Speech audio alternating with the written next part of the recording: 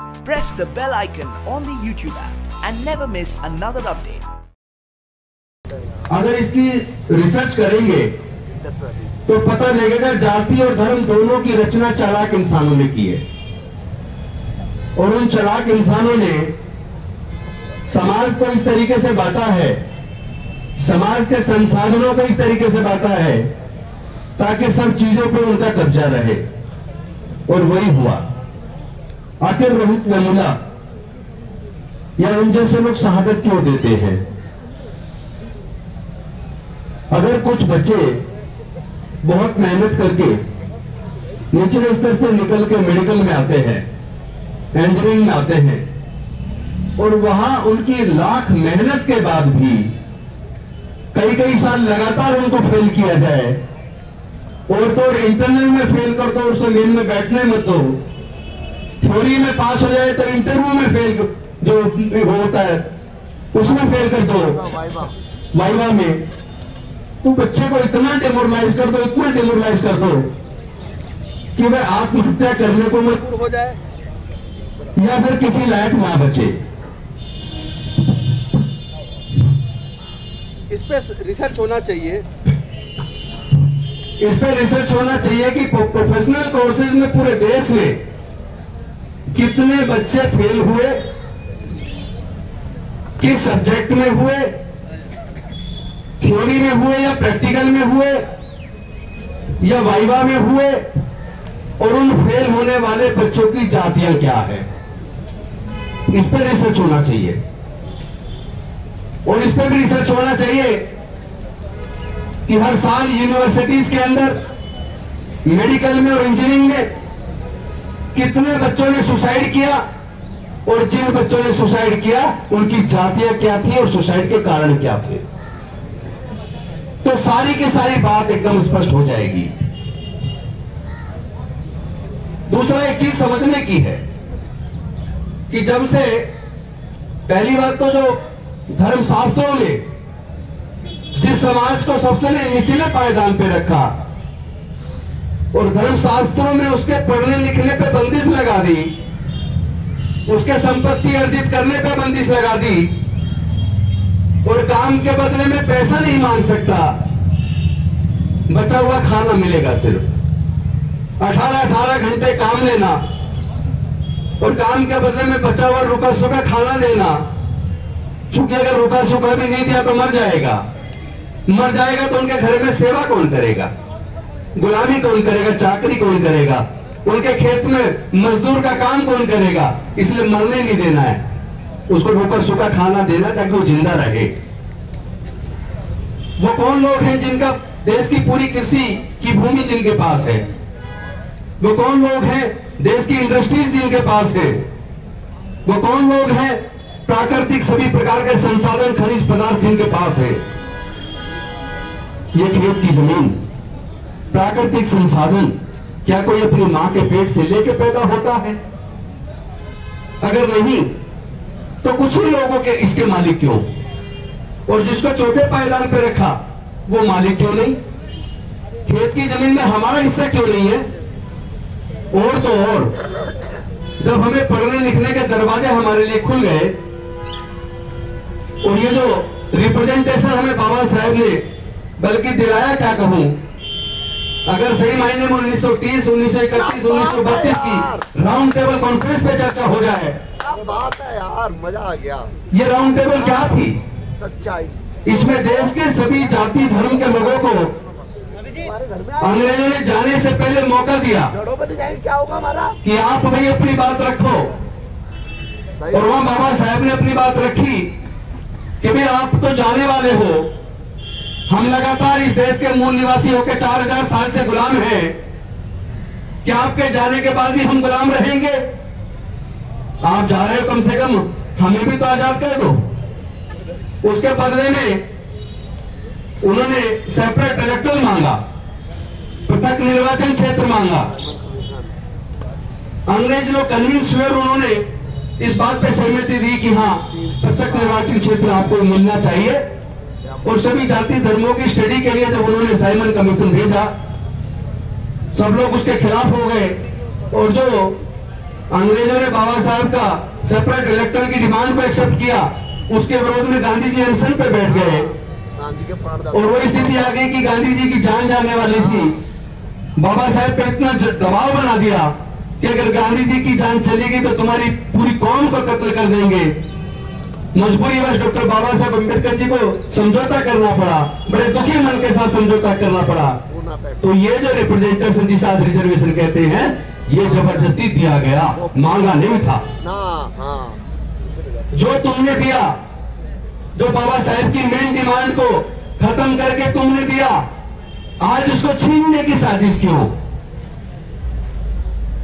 जो 1993 के अंदर Indira Sahni versus union of India का 9 जज बेंच का जजमेंट आया, आज उस बेंच की उस जजमेंट को खत्म करने की साजिश क्यों? जो basic structure of Indian constitution, Gorakhnath के केस से लेके केशवनंदन भारती के केस से, मिनरवा मिल केस से लेके, जो सुप्रीम कोर्ट ने बहुमत से तय किया कि basic structure of Indian constitution can not be amended under article 368, आज तुम उसको बदलने चले हो। तो मैं कोई भी बात ऐसी जो प्रोफेसर रतनलाल जी ने बोली वो रिपीट नहीं करूंगा, जो बाकी साथियों ने बोली मैं वो भी रिपीट नहीं करूंगा, क्योंकि वो सारी बात उन्होंने बोली, मैं भी बोलूं टाइम वेस्ट होगा। लेकिन मैं ये कहना चाहता हूं कि ये सारा विरोध क्यों, इस तरह के अमेंडमेंट्स क्यों, हमारे लोगों को काबिल होने के बावजूद फेल करना क्यों, उन्हें आत्महत्या पे मजबूर करना क्यों? इसकी जड़ में एक ही चीज है कि जो लोग लगातार हमारे 4000 साल से गुलाम रहे, जिनकी मां बहनों की इज्जत हम जब मर्जी लूट लेते थे, जिनके घरों में हम जब मर्जी आग लगा देते थे, जो लोग काम के बदले में कभी पैसे मांगने की हिम्मत नहीं करते थे, इनके अंदर हिम्मत कहां से आ गई? तो उन्हें समझ आया ये हिम्मत, इनको जो स्कूलों में पढ़ने लिखने का मौका मिल गया और इनको नौकरियों में रिजर्वेशन की वजह से आने का मौका मिल गया, इससे इनके बीच थोड़ा सामर्थ्य आया, इससे इनको बोलने की ताकत आ गई। वही उन्होंने तय कर लिया कि इनका जिस ताकत से इनको बोलने का मौका मिला है, उसी ताकत को खत्म करना है। इस प्रजातंत्र में वोट की राजनीति के चलते वो ये जानते थे कि रिजर्वेशन को खत्म करना आसान नहीं होगा, तो उन्होंने दूसरा रास्ता निकाल दिया, ऐसा रास्ता निकाल दिया कि हमें चारों तरफ से बर्बाद करके रख दिया और हमारे सारे सांसद सोते रहे, कोई भी उस वक्त विरोध न कर पाया। कैसे किया?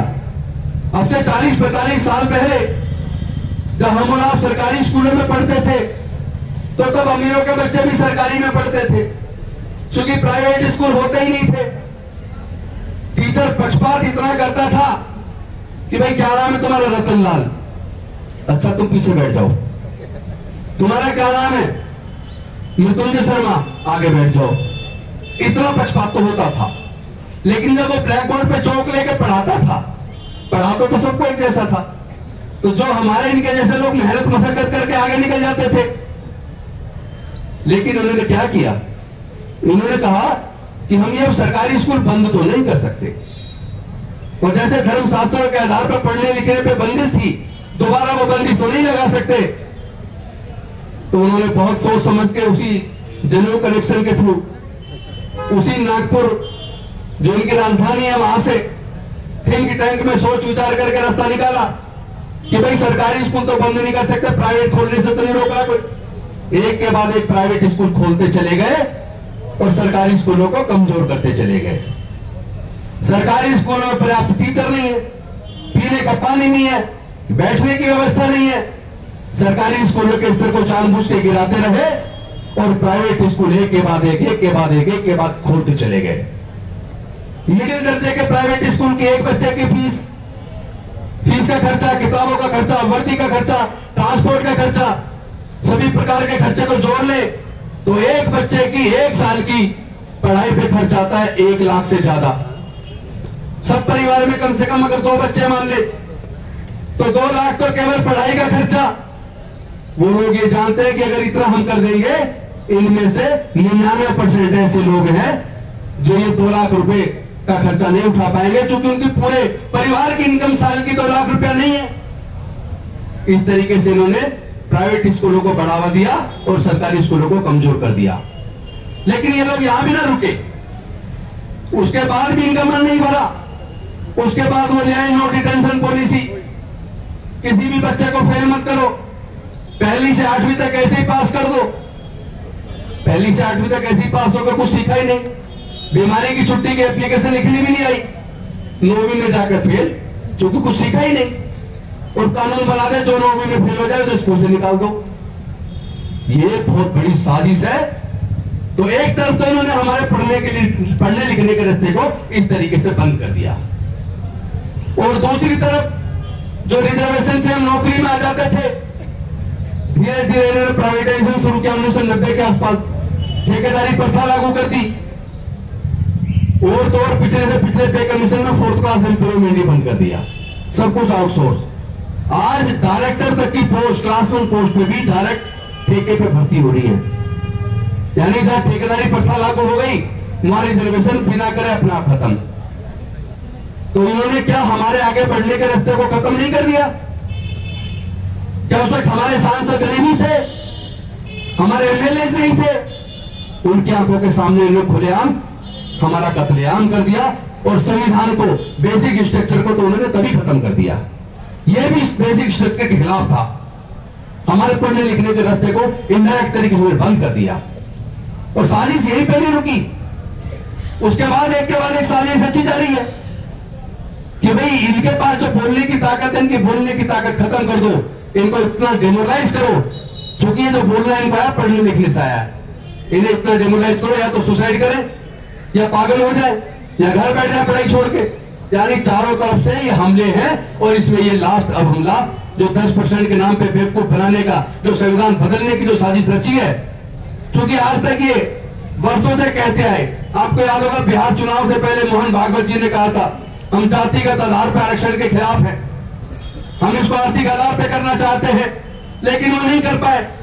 अब इनडायरेक्ट तरीके से ये रास्ता इन्होंने आर्थिक आधार का शुरू कर दिया। अगर कल को भी ये कहने लगे गरीब गरीब है, सब कहेंगे हाँ जी गरीब तो सब गरीब है, और कहने भाई सब गरीबों को हम 60% आरक्षण दे रहे हैं, 8 लाख तक की सीमा कवर। तो अब मैं पूछना चाहता हूं, अगर ऐसा कर दिया कल को, क्या हमारा एक भी आदमी आ पाएगा? क्योंकि 8 लाख तक की सीमा में बड़े बड़े पब्लिक स्कूल, गवर्नमेंट स्कूल में पढ़ने वाले बच्चे कवर कर दिए। जितने सरकारी नौकर को छोड़ दो, तो बाकी लोग का इनकम टैक्स की रिटर्न सही फाइल करते हैं, उनकी रिटर्न जो फाइल होती है उनमें सच अपने पता लग जाएगा। जो करोड़ों अरबोपति लोग हैं, लाखों रुपए महीने का किराया आ रहा है, वो सारे इसमें कवर हो गए। इसमें फिर गरीब, हमारा कोई गरीब समाज का आदमी इसमें नहीं आ सकता। तो ये जो एक बहुत बड़ी साजिश है, ये बिल्कुल नोटबंदी की तरह मोदी जी ताना शासन के सब जानते हैं, और वो सारे निर्णय अंधेरे में रात को चुपके से लेने के आदी हैं। दुखद यह है कि उनके निर्णय के खिलाफ जो आवाज बुलंद होनी चाहिए वो नहीं हो रही है। इसलिए मैं बार बार कहता हूं, ये खामोश मिजाजी तुम्हें जीने नहीं देगी। इस दौर में अगर जीना है तो कोहराम मचा दो, सड़क पे तो उतरना ही पड़ेगा। अगर आपको अपने आत्मसम्मान की रक्षा करनी है, अगर आपको अपने अधिकार की रक्षा करनी है, अगर आप चाहते हैं डॉक्टर बाबा साहब अम्बेडकर का दिया हुआ अधिकार खत्म ना हो, तो सड़क पे तो हमें उतरना ही उतरना पड़ेगा, और 2019 में मोदी जी को वापस गुजरात भेजना पड़ेगा। अगर ये दोबारा आ गए तो याद रखना, जो साजिश एक एक करके वो सही करें, ट्रायल करके देखते हैं कि इस पर लोग क्या करते। जैसे जो सुप्रीम कोर्ट के माध्यम से जो जजमेंट आया, उसको रिटायर होते ही एनजीटी का चेयरमैन बना दिया जज साहब को, गोयल साहब को। ये बहुत बड़ी साजिश है, इनाम दे देते तुरंत ऐसे जज को। तो वो जजमेंट जानबूझ के दिलवाया गया, चेक करना चाहते थे कि इसका क्या रिस्पॉन्स होगा, क्योंकि वो एक्ट को खत्म करना चाहते थे। इनडायरेक्ट तरीके से उन्होंने सुप्रीम कोर्ट की 5 जज बेंच के जजमेंट के खिलाफ 2 जज बेंच की जजमेंट आकर वो लागू हो गई। ताजुब देखे, 5 जज बेंच की जजमेंट को ओवररूल कर दिया 2 जजों ने, जो संभव नहीं है। वो तो 2 अप्रैल भला हो, समाज के सभी लोग, सभी SC ST OBC के लोग एकजुट हो गए और इतना बड़ा आंदोलन बिना किसी संगठन के तौर पे कर दिया। उसमें हमारा मुस्लिम ने, बैकवर्ड ने बहुत साथ दिया, क्योंकि वो भी जानते हैं कि हमला इधर ही नहीं है, ये तो अल्टीमेटली गर्दन सबकी कटनी है। इसके पीछे एक षड्यंत्र हो रहा है, वो कहकर मैं अपनी बात खत्म करूंगा। 90% मुस्लिम मूल निवासी है, 100% ईसाई मूल निवासी है, 70% सिख मूल निवासी है। सिख लीडर सिख, आदि धर्मी सिख, नामधारी सिख, ये सब क्या है? सब मूल निवासी है। इसीलिए हमला या तो सिख पे होगा, या मुस्लिम पे होगा, या ईसाई पे होगा, या दलित पे होगा, बाकी पे हमला क्यों नहीं होता? हमारी जान इतनी सस्ती क्यों? हमें अपनी जान की कीमत समझनी पड़ेगी और बाबा साहब का जलाई हुई मिसाल को अपने खून से हमें सींचना पड़ेगा, वरना हम मिट जाएंगे। लेकिन हम मिटने के लिए तैयार नहीं है। ये दोबारा मनुस्मृति लाकर दोबारा हमें गुलाम बनाना चाहते हैं। मैं आप सबसे पूछना चाहता हूं, क्या आपको गुलामी स्वीकार है? भाई हम तो गुलामी स्वीकार नहीं करेंगे, मरने को मर जाएंगे, लड़ेंगे, मुझे पता हम लड़ेंगे और हम जीतेंगे, हम लड़ेंगे हम जीतेंगे। जय भीम, जय भारत। शुक्रिया।